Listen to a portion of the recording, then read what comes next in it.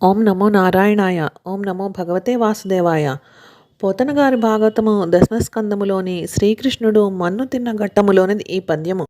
అమ్మా మన్ను దినంగనే శిశువునో యాకొంటినో వెర్రినో నమ్మం జూడకు వీరి మాటలు మదిన్ నన్నీవు కొట్టంగా వీరి మార్గమ్ము గటించి చెప్పెదరు కాదేది నిన్ మదీయాస్య గంధమాగ్రాణము చేసి నా వచనముల్ దప్పైన దండింపవే.